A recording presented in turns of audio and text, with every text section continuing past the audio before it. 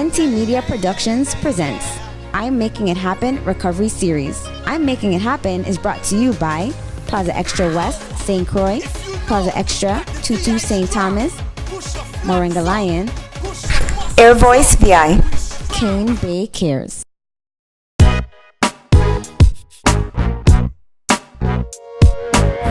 Hi, I'm Nicole Tyson and you're watching I'm Making It Happen.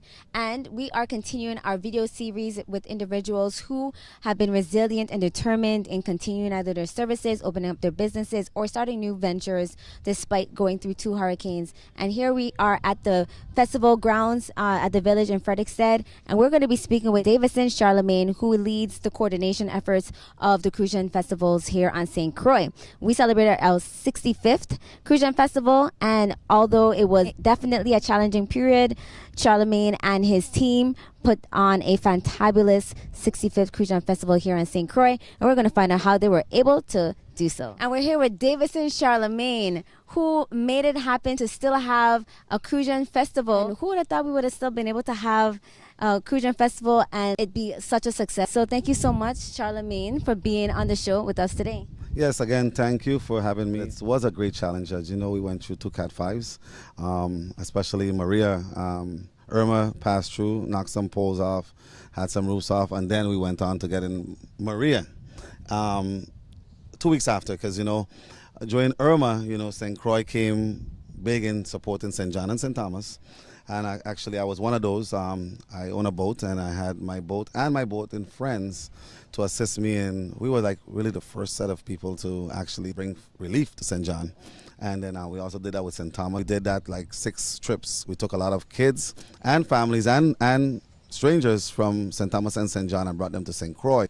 That's what we did, and then 2 weeks later we got hit. Do you think that we had depleted our resources? Well, I think definitely we depleted all our resources in a sense of all your food and perishable items. We brought over tons and tons of food, water, Pampers, name it, from kids to adults, everything you could possibly think that they can use, and then we got hit. And again, the good thing about St. Croix and the people of St. Croix is we are accustomed of making do. So I think even though we was in that position, we still will come out like how we came out. You know, we don't cry. You know, we'll just suck it up and we'll move forward. But in reality, it's just that we are just accustomed of surviving. So it was, yes, it was difficult, but just like the festival grounds, we did this like 3 weeks before the actual opening to put it together. What was the mindset? Because, you know, we had went through the hurricanes. Were you still thinking of Crucian Festival after the Cat 5s? When did that come into your mindset? Okay, now I need to prepare and see how this can come into fruition. Well, I'll tell you this, definitely it was in my mind, because when you're in charge or when you're the one leading the pack, you know, anything that comes down is going to fall on you. And the first thing came to mind is like, okay, are we going to have this? So I had to do assessment like everything else. We went through the island, see what we have, the resources. And at one point I said, this place got torn up really bad, and I don't know if we're going to be able to do something. Sitting and having meetings and with Government House, with the governor, with Franklin Johnson, and the guys who on the upper level that can make sure that I can make it happen. They say, hey, let's do it. And again, we not only we did it, but we did it on a larger scale than we usually do ever. It actually was one of the best we had throughout all the years, in spite of the hurricane. So you would say the challenges actually brought out the best in you guys this year? That's exactly true. Definitely pushed the envelope, and it made you, you know, walk on your toes to make sure that everything runs, I mean, perfect. I mean, even the parades, you know, a lot of people left the island. The parade troops a good bit left, so we had to merge it. And I think that was the best thing, the best idea when we did that, because definitely we put on a great parade for them on Saturday.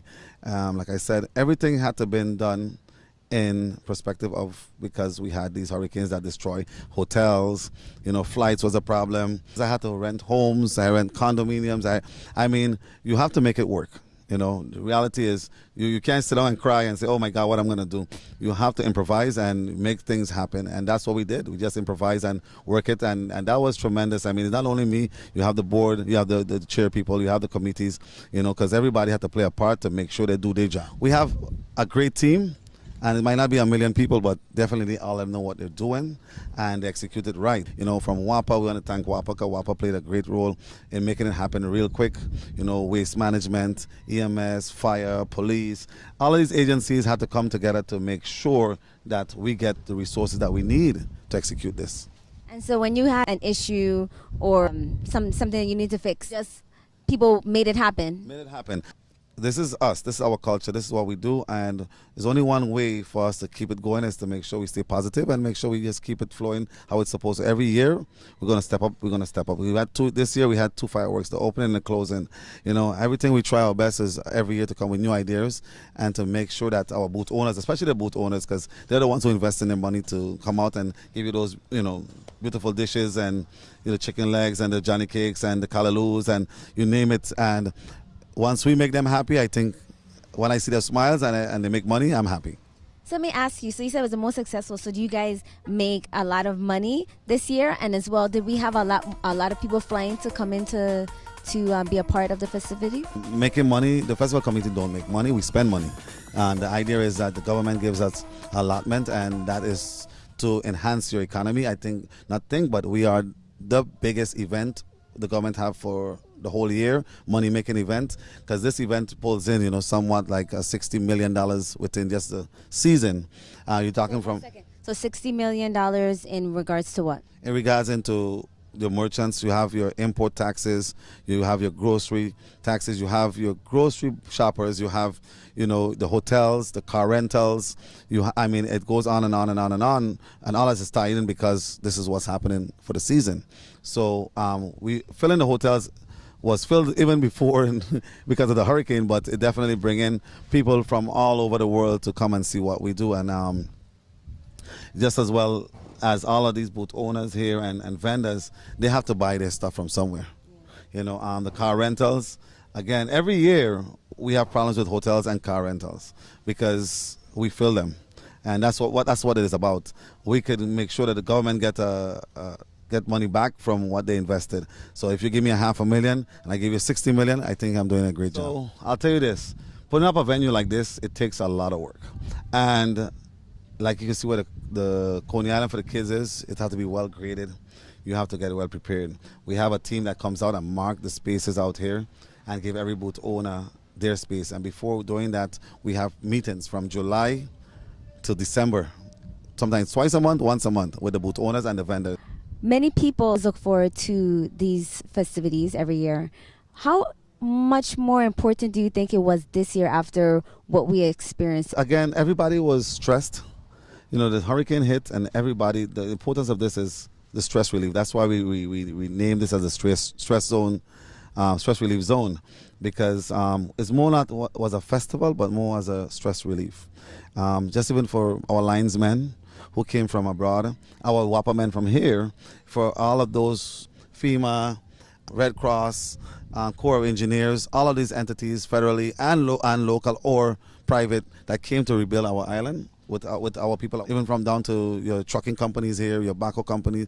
Everybody at somewhere somehow was stressed because this was a long journey, and then to know that we can actually build something to give you to come and relieve that stress at that moment, and you come to the village, your mind is totally off of my roof is gone, you know, I don't have a car. I mean, it is from the bad to come into the greatest feeling you have at that moment. Now I can't help you when you go home, but when you come into the venue, you're definitely going to have your mind focused on just great entertainment, great food, great fun, great times with family, friends, and everybody that you can socialize with. And that's really what this venue was built on. Let me tell you one thing. This is my first time in St. Croix, and I absolutely love it. You understand? I know you're not hit by 3 hurricanes, but St. Croix is a strong island. If that's true, somebody say yeah!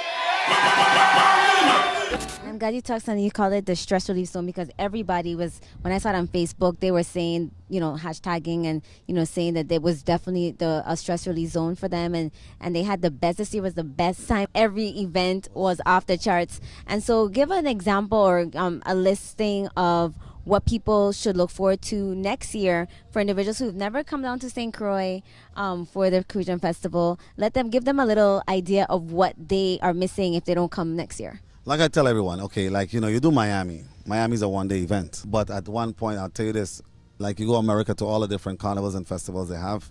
You go to the Caribbean islands. We are no less than any one of them. And the good thing about especially St. Croix, the diversity of not just Crucians, but you have everybody from under the sun in the Caribbean and the United States and Japan, name it, that lives here, that contributes, that makes a difference, meaning that you come to each booth here or each vendor here, you find out that this person is from that country or that island. So it gives you a diversity of flavor and style, and then entertainment. Like this year, we had country and western. We never had that before. But the country and western night, again, especially for our guests that came on the cruise ship and the different areas, and plus the Caribbean people like the St. Lucians, Dominicans, that's something that they use as a culture. You know, so that was something new into our field, and we're going to still try to grow that night, because we try to accommodate all races, all creeds, all countries, all styles. My favorite that I always use as my baby is my reggae night. I brought reggae night to the village when I took over this organization somewhat 10 years ago. I got flagged for it in the beginning because they said, hey, this is calypso and soca. You know, this is carnival music and this is festival music, and I understand, but again, we have individuals who are just totally on that beat, the reggae beat, and now, henceforth to this day, and maybe you tell me different. What is your biggest night? The biggest night is reggae. Right. You know, and I know my cousins, my family members, friends, they came out and showed up for that. Right. Reggae night is my biggest night. This year I had a competition night with that reggae night, and it's because, again, may he rest in peace, Kylo, the tribute to Kylo. That was the biggest night. You know, and we try to give you a production, not just a stage performance. The production, we do rehearsals, we have them come and do sound checks. We do this here now that it's on the level that when you see it on any live streaming or you come and see it live, you are going to say, oh my God, this is awesome. And I can attest to that, because when I saw it, this stage looked so professional. Now in the planning stage already for next year, because reggae, especially like I said, reggae night is my power night. That's my baby, because it had so much flag in the past, and now it's really, you can't. If I had to take reggae night out of this whole ordeal, oh my God, it'll be crazy. You know, don't get me wrong, all the rest events are excellent. You know, you have Soca Monarch, you have Party Monarch, you have Calypso Show, you have our local artists, then Pumpa. Well, Pumba is not even a local, like an international artist, because Pumba plays throughout the world. You know, you have Fusion Band, you know, you have Heart Attack, and the list goes on. But, you know, again, like I said, and this could not be done with none of those artists I just called it, because all of them make it happen. Nikki Brooks, all these artists make the village what it is. You know, because it's not only the international artists, because our locals put on a great show, and they actually go all out just to entertain our people here. And, you know, once we support that, and we really have to support our locals, because they are the ones that's supposed to be our ambassadors to go out there and make us shine. So it is working, and like I said, it gives the opportunity for our locals also to interact with internationals so they can get on that level. You know, so it's a work in progress. Most of my entertainers that come from away, I try our local bands to be the ones to back them up too also. So it works, you know, all around. I think that's awesome. Give us the different nights so people know, and then we'll talk about some of the events that was a part of the Crucian Festival itself. We had Latin night. We had a Latin night. Latin night is for our Latin people. As you know, St. Croix has a diversity and a population maybe 40% Latin or 50% Latin on this island. Or somewhere or the other, you have Latin blood in you. So we do a Latin night that makes sure that we bring bands from Puerto Rico and local here. We always have to make sure we have one of our locals to represent. We have, like I said, the reggae night for the reggae lovers. We have the international nights. We have like the nights that you have the Trinidadians, the St. Lucians and Dominicans, because you know you have a big community of that here also. We have our local as Crucians. We call ourselves as people from St. Croix Crucians. The Crucian local nights. You have, like I said, the country and western. You know, you have your R&B. We did on New Year's Eve. We had a connection of a group of our locals that sing R&B, reggae, hip hop, all that good stuff to showcase what they have. You know, we had gospel, and again, that's a new segment. And next year it's going to definitely be even bigger and better. a well-promoted gospel night. Gospel is something, again, for you to open a venue, nothing beats prayers, to make sure you bless the place. So we did it in all areas that we can touch. And again, like I said, if we miss something, let us know. I mean, our Facebook page, St. Croix Festival organization, just go up on it. Hit us up, let us know what's your ideas, what you think of, and we definitely take a look at it. And once it's something that's really making a lot of sense, we definitely put it into play. So again, that's St. Croix Festival. They can find you on Facebook. That's correct. Okay, great. And so, what are some of the events for the Crucian Festival itself that like I know we had Juve, they had Tron. Right. Well, you have your Juve. We have been always trying to put together Juve and the food fair on the same day. And some people, a few will ask why. Food fair. If I put the food fair by itself, it's two things that I look at. I look out for my people too. People of St. Croix, I always look out for their full holiday, that day off. If I put food fair by itself, you get half a day. And I think that's kind of a disruption to the government just as well, because you ain't gonna go to work and then go to food fair, you just won't come. And so that was one situation I was looking at. And the next situation is when you put food fair on that day by itself, food fair runs, people would have food like 4, 5 in the afternoon, the food is still there. Whereas now I have a Juve that has like 25,000 people coming down the road. So if I put that before the food fair starts, the Juve will run into the food fair, and all your food is sold by 1 o'clock. Everything is done. So it's really a strategy we use to try to make, again, your vendors, your booth owners make money. It's all about making that money and making people go home happy. And people come hungry, so definitely gonna sell out. And every time I did it that way, we cut ribbon at 1 o'clock. By 1:30, all the food is done. And you better have the food done than to have it wasted. So that's the idea, and that's what we do. So we all work together to make sure that we could just create this and make sure definitely that the people of St. Croix get what they deserve. And I hope that our tourists and our people came to help us just as well come back after all of this is over, because like I said, they got an experience out of this world. Like some of the guys tell me, we live on they say, y'all live on a resort. This is like a big like paradise. This is how we live. St. Croix is just unique, and we are people that are survivors. And we just want to thank everybody for supporting us, and just come back next year. Next year, same place, same time, and we will give you something even better than what we put on. Well, looking forward to it, Charlamagne, and definitely I'm sure everybody appreciated it, and we just wanted to highlight and talk about how you were still able to make it happen, because I know it wasn't easy, but you came out and your team made sure that everyone had a great time. Is there anything you want to leave, any tips to individuals regarding themselves making it happen or moving forward during this time of recovery that we're going through? But don't make excuses. Excuses, like they usually say, the comfort to a fool, but when you always think that you have it bad, somebody else have it worse than you. So you just pick up and you move, keep it moving. Like we say, we're building. When you fall down, you dust yourself off and you come back again. And that's what we're doing in St. Croix. We fell and we're back up again, and we're back up and even stronger than how we was before. So again, like I said, don't make excuses, just make it happen. All right. I love that. He said, make it happen. So thank you so much. Definitely appreciate you being on the show and giving, some insight into what it takes to put on this production, which is our Crucian Festival, and we celebrated our 65th year. And again, everyone, we did go through 2 Cat 5s in 12 days apart here on St. Croix and St. Thomas, St. John. But we are resilient. We've been keeping it moving, VI stronger, and want to tell everyone kudos to you for staying, and just, moving through and rebuilding with us. And we want to thank you for watching I'm Making It Happen. Again, I'm Nicole Tyson. You can find us, other I'm Making It Happen videos at our Facebook page, which is I'm Making It Happen, our YouTube channel, I'm Making It Happen, and also our website, www.immakingithappen.com. Till next time, keep making it happen. I'm Davidson Charlamagne. I'm making it happen. What about you?